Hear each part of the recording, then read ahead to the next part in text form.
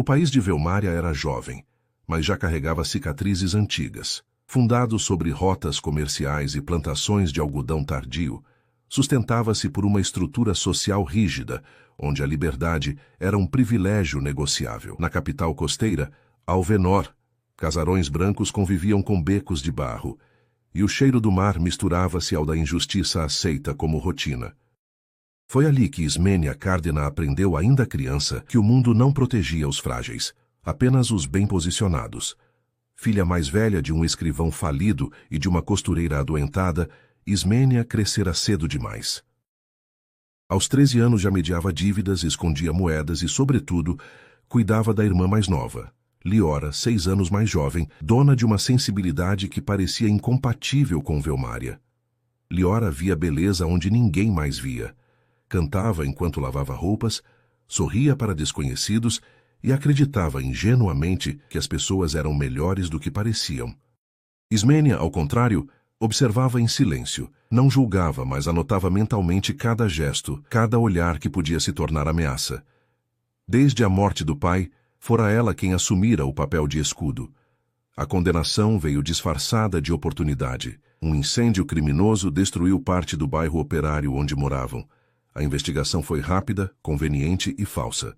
Um grupo de comerciantes precisava de culpados, e jovens sem proteção eram sempre a escolha mais fácil. Liora foi acusada de ter ajudado a espalhar o fogo, uma mentira sustentada por um depoimento comprado. Ismênia assistiu ao julgamento em pé, no fundo do salão abafado, sentindo o chão desaparecer sob os pés. O juiz, Martério Valcos, não se deu ao trabalho de fingir imparcialidade. A sentença foi dura e imediata. Trabalho compulsório por tempo indeterminado nas fazendas do interior, administradas por consórcios privados que lucravam com mão de obra penal. Era uma sentença que não matava oficialmente, mas raramente deixava alguém voltar. Naquela noite, Ismênia não chorou. Sentou-se ao lado da irmã, na cela úmida, segurou-lhe as mãos frias e prometeu algo que não sabia ainda como cumprir. Você não vai passar por isso sozinha. Liora tentou sorrir, mas seus olhos estavam cheios de medo. Mani, você não pode me salvar de tudo. Mas Ismênia já não escutava. Sua mente trabalhava como um tear, puxando fios de lembranças, conversas ouvidas à meia voz, documentos que copiara anos antes para o pai, histórias de mulheres que desapareciam nos registros oficiais e reapareciam sob outros nomes. Na madrugada seguinte, enquanto Alvenor dormia, Ismênia tomou a decisão que mudaria para sempre suas vidas. Ela procurou Edrim Salmor, antigo colega do pai, agora um funcionário menor no arquivo penal. Um homem cansado, com dedos manchados de tinta e medo nos olhos. Não pediu ajuda. Ofereceu um acordo. Sabia onde estavam guardados os livros antigos, os que ainda eram escritos à mão, antes do novo sistema de registros. Posso desaparecer sem que ninguém note, disse ela com a voz firme. Mas minha irmã não sobrevive lá. Edrim hesitou. Sabia o preço daquele gesto, mas também sabia reconhecer desespero verdadeiro. O plano era simples e monstruoso. Ismênia assumiria a identidade penal de Liora. Troca de nomes, troca de corpos, troca de destino. Para o Estado, seriam apenas números. Para elas, seria tudo. Na manhã da transferência, vestidas com roupas idênticas e cabelos presos do mesmo modo, as duas se abraçaram por tempo demais. Liora percebeu tarde demais o que estava acontecendo. Não, sussurrou agarrando o braço da irmã. Você não pode fazer isso. Ismênia apenas encostou a testa na dela. Você ainda pode viver. Isso basta. Quando os guardas chamaram os nomes, foi Ismênia quem deu um passo à frente. O portão de ferro se fechou atrás dela com um som seco, definitivo. Pela primeira vez na vida, Ismênia sentiu medo, não da dor, nem do trabalho forçado, mas da possibilidade de que o sacrifício não fosse suficiente. Enquanto a carroça penal partia em direção ao interior de Velmária, levando-a para um destino de suor e silêncio, Ismênia repetia para si mesma, como um juramento: ser escrava era temporário, amar a irmã era eterno. A viagem até o interior de Velmária durou 4 dias. A carroça penal seguia lenta pelas estradas de terra, rangendo a cada buraco, carregando corpos exaustos e futuros interrompidos. Ismênia mantinha os olhos baixos, não por submissão, mas por estratégia. Aprendera cedo que observar demais despertava suspeitas. O destino chamava-se Fazenda Arvendal, um complexo agrícola cercado por campos intermináveis e galpões de madeira escurecida pelo tempo. Ali, homens e mulheres condenados trabalhavam sob contratos penais administrados por um consórcio privado, ligado à elite de Alvenor. Não havia correntes visíveis. O controle vinha da fome, do medo e da burocracia que tornava qualquer fuga inútil. Logo no primeiro dia, Ismênia percebeu que sobreviver exigiria mais do que força física. Exigia alianças. Foi designada para a colheita ao lado de Maela Rorim, uma mulher de 30 e poucos anos, pele marcada pelo sol e olhar atento demais para alguém que aceitara o próprio destino. Maela falava pouco, mas quando falava escolhia as palavras com precisão cirúrgica. Não demorou para notar algo estranho em Ismênia, sua postura, o modo como escondia as mãos feridas, a forma como escutava antes de responder. Você não é como as outras, murmurou Maela certa noite, enquanto dividiam um pedaço de pão duro atrás do dormitório. Aqui, isso não é um elogio, respondeu Ismênia sem levantar o olhar. Maela sorriu de canto. Nem sempre precisa ser. Com o passar das semanas, Ismênia aprendeu os ritmos da fazenda. Os turnos mais vigiados, os capatazes mais corruptíveis, os momentos em que a contabilidade falhava. Descobriu que Maela trabalhava informalmente como intermediária, trocava favores, informações e pequenos desvios por proteção coletiva. Era perigoso, mas necessário. A aliança entre as duas nasceu sem promessas explícitas. Um gesto aqui, um silêncio ali. Ismênia ajudava Maela a reorganizar listas de produção. Maela a ensinava a evitar punições desnecessárias. Aos poucos, outras mulheres passaram a se aproximar, formando um círculo discreto de apoio mútuo. Mas toda aliança naquele lugar era, por definição, proibida. O administrador da fazenda, Rovel Darion, era um homem meticuloso, com roupas sempre limpas demais para quem comandava um inferno de lama. Seu poder não vinha da violência aberta, mas da capacidade de fazer alguém desaparecer nos registros. Ele notara o aumento da produtividade e, sobretudo, a diminuição dos conflitos, sinais de organização demais para um lugar que dependia do caos. Ismênia entrou no radar de Rovel quando foi chamada para auxiliar no armazém central, função rara para uma condenada recente. Lá, teve acesso indireto a relatórios, cargas e, mais importante, rotas de transporte que ligavam Arvendal à capital. Cada detalhe era guardado na memória como uma peça de um quebra-cabeça que ainda não sabia montar. Enquanto isso, em Alvenor, Liora tentava sobreviver à liberdade. Livre do processo penal, mas marcada pelo escândalo, Liora voltou a costurar para terceiros. No entanto, a ausência de Ismênia era um vazio constante. Dormia mal, acordava com culpa e carregava o peso de uma verdade que não podia compartilhar com ninguém. Sabia que a irmã sofria em seu lugar, e isso a corroía. Determinada a não desperdiçar o sacrifício, Liora começou a frequentar discretamente reuniões de um pequeno grupo civil chamado Círculo de Registro Justo, formado por advogados, escrivães e familiares de condenados. Seu objetivo era pressionar por revisões legais e transparência nos contratos penais. Liora não falava muito, mas ouvia atentamente, aprendendo como funcionavam os labirintos administrativos que haviam engolido sua irmã.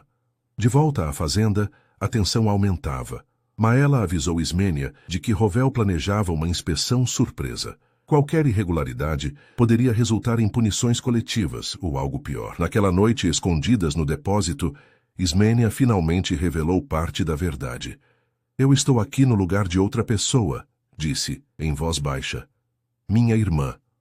Maela não demonstrou choque, apenas respirou fundo. Então é por isso que você observa como quem pretende voltar, respondeu. Mas saiba, aqui quem carrega segredos grandes demais costuma pagar caro. A aliança se aprofundou naquele instante. Não por confiança plena, mas por necessidade compartilhada. Maela tinha contatos entre os transportadores. Ismênia tinha conhecimento dos registros. Juntas, começaram a considerar algo impensável: Criar uma trilha documental que permitisse um dia provar a troca de identidades, ou ao menos forçar uma revisão. Mas cada passo aumentava o risco. Durante a inspeção, Rovel confrontou Ismênia diretamente. Seus olhos frios analisaram-na como um erro estatístico. Você escreve bem para alguém da sua origem, comentou. Aprendi copiando ordens, respondeu ela sem hesitar. Ele sorriu desconfiado. Naquela noite, Maela avisou. Ele sabe que você é diferente, e diferenças aqui não sobrevivem sozinhas. Ismênia deitou-se no catre duro, o corpo exausto, a mente em alerta. Pensou em Liora, imaginando-a livre, caminhando pelas ruas de Alvenor. Pensou no amor que as unia. Um amor que agora se estendia em silêncio, sustentado por mentiras necessárias. A aliança proibida estava formada, e com ela vinha a certeza de que não havia mais retorno. O segredo não foi descoberto de uma vez. Ele começou a se revelar em pequenos deslocamentos, como uma rachadura que se espalha silenciosa por uma parede antiga. Na fazenda Arvendal, Ismênia passou a ser observada com mais frequência. Não era paranoia. Os turnos eram reorganizados para que ela estivesse sempre sob supervisão indireta. E perguntas aparentemente banais surgiam de bocas erradas. Rovel Darion não acusava. Ele testava. A confirmação veio quando Ismênia encontrou no armazém um relatório antigo com um erro grosseiro. 2 condenadas registradas com descrições físicas quase idênticas, mas com destinos distintos. O documento era anterior à transferência dela. Alguém havia notado a incongruência. Ela guardou o papel dobrado dentro da roupa, sentindo o peso daquele achado como uma sentença antecipada. Na mesma semana, Maela foi retirada da colheita e enviada para um setor isolado. Não houve explicação. Apenas a separação abrupta, como um aviso. Ismênia entendeu o recado. Alianças tinham prazo de validade. Enquanto isso, em Alvenor, Liora avançava mais do que esperava. O Círculo de Registro Justo conseguira acesso parcial a arquivos penais antigos, graças à colaboração de um jovem advogado idealista, Tavren Oumiro. Ao revisar sentenças relacionadas ao incêndio no bairro Operário, Liora percebeu algo que lhe gelou o sangue. O nome dela ainda aparecia em uma lista de transferidos, com data posterior à absolvição informal que recebera. Isso é impossível, sussurrou, sentindo o coração disparar. Não é, respondeu Tavren. É irregular, mas acontece. Especialmente quando há interesse econômico. Aquele erro administrativo era, na verdade, a prova de que Ismênia existia legalmente como Liora dentro do sistema penal. O sacrifício da irmã não apenas a substituíra, aprisionara ambas em identidades cruzadas. Liora passou noites em claro, debatendo-se entre o desejo de expor a verdade imediatamente e o medo de que qualquer denúncia precipitada apagasse Ismênia dos registros de vez. Entendeu com dor que precisava agir com a mesma frieza estratégica da irmã. De volta à fazenda, a situação se deteriorava. Rovel convocou Ismênia para uma conversa privada. O escritório cheirava a papel seco e controle. Ele fechou a porta com cuidado excessivo. Você sabe quantas pessoas tentam ser alguém que não são aqui dentro? Perguntou sem olhar para ela. Imagino que muitas, respondeu Ismênia. Rovel finalmente a encarou, mas poucas conseguem sustentar a mentira. O silêncio que se seguiu foi mais ameaçador do que qualquer grito. Ele não precisava dizer que sabia. O poder estava em deixar claro que poderia provar quando quisesse. Naquela noite, Ismênia foi transferida para um alojamento disciplinar. Isolamento parcial, menos comida, mais trabalho.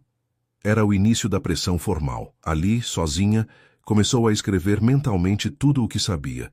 Nomes, datas, rotas, números de cargas. Se fosse desaparecer, ao menos alguém precisaria encontrar os fios soltos. Maela reapareceu dias depois, magra e machucada, apenas para avisá-la. Eles sabem da troca, não sabem tudo, ainda. A descoberta do segredo não trouxe clareza, trouxe urgência. Ismênia percebeu que sua permanência ali colocava outras em risco. A aliança, antes proteção, tornara-se um rastro. Precisava escolher entre resistir silenciosamente ou provocar um colapso controlado que chamasse atenção externa. Em Alvenor, Liora tomou sua decisão.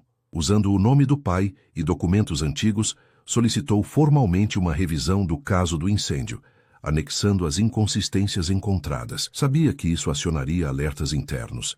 Era perigoso, mas também inevitável. Quando a notificação chegou à fazenda Arvendal, Rovel perdeu a compostura pela primeira vez.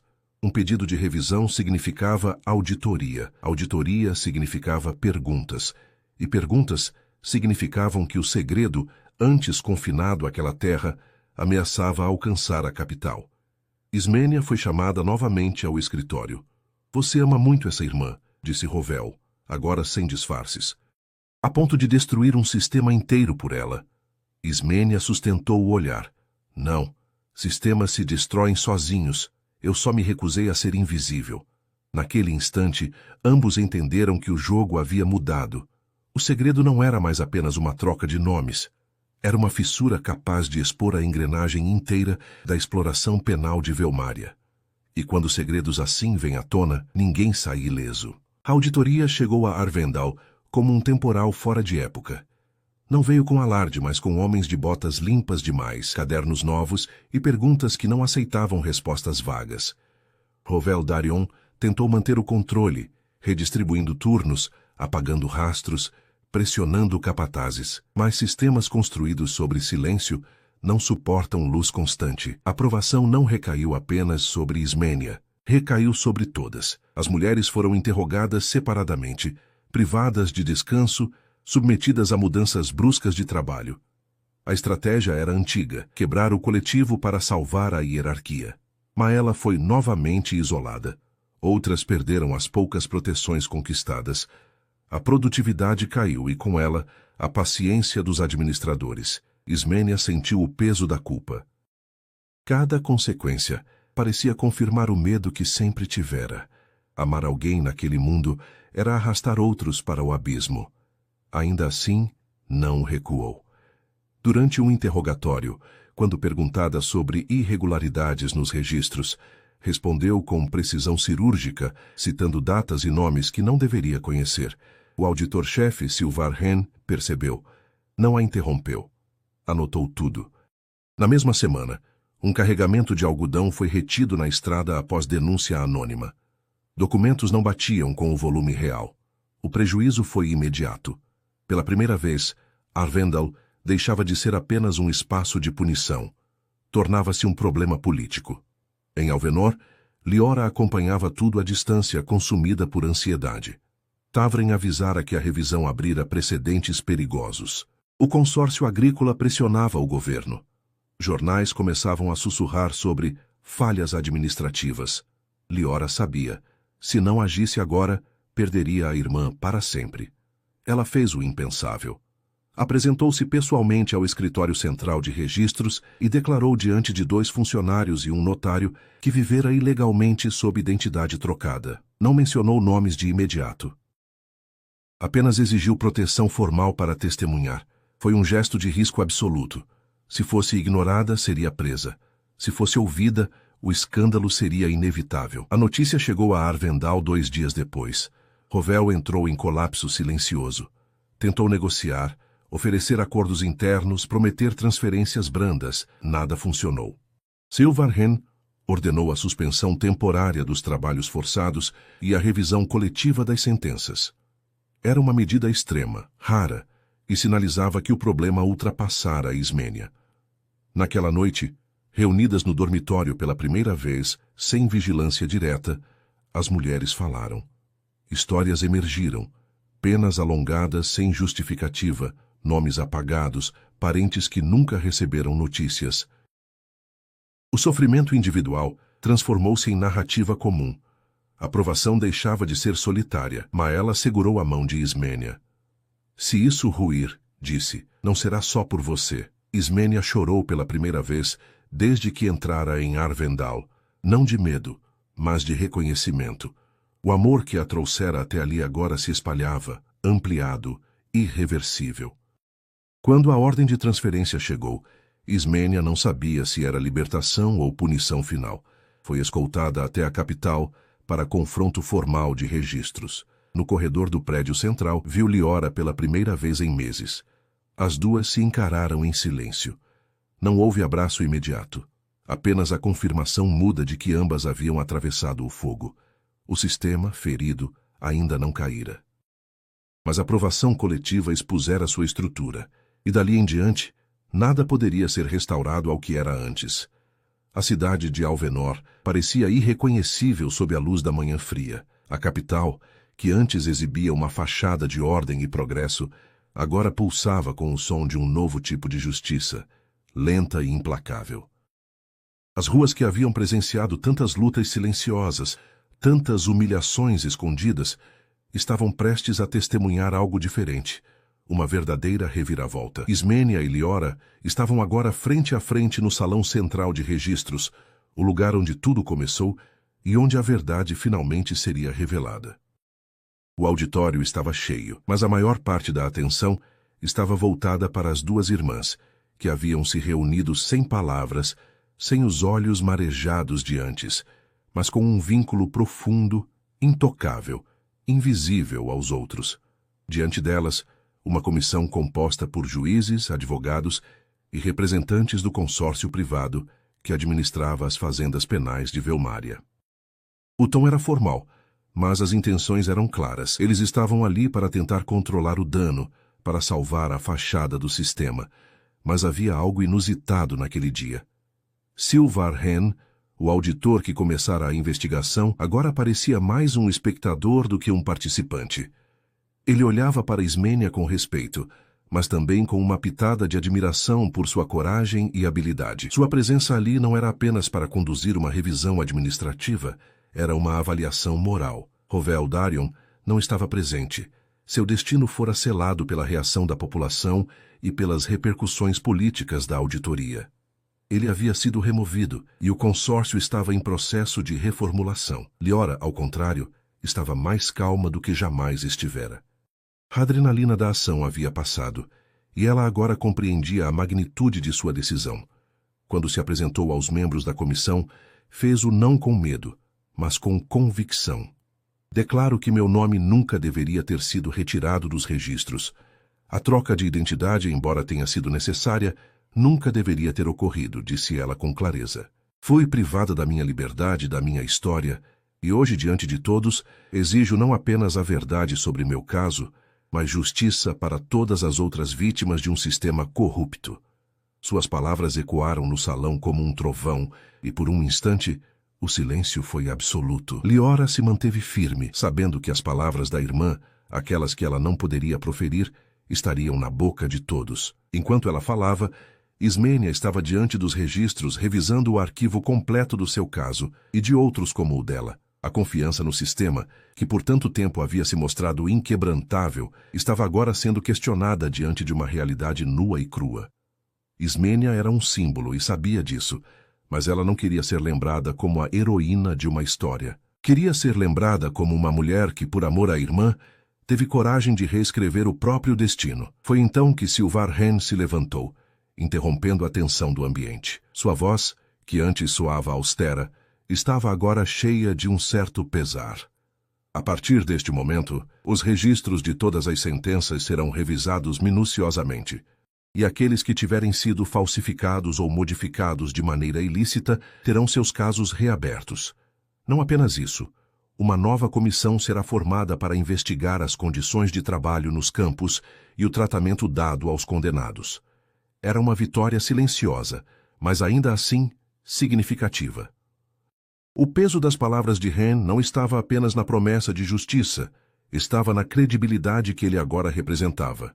Ele estava, de alguma forma, reconstruindo o que havia sido destruído. A comissão, a princípio resistente, cedeu às pressões internas e externas.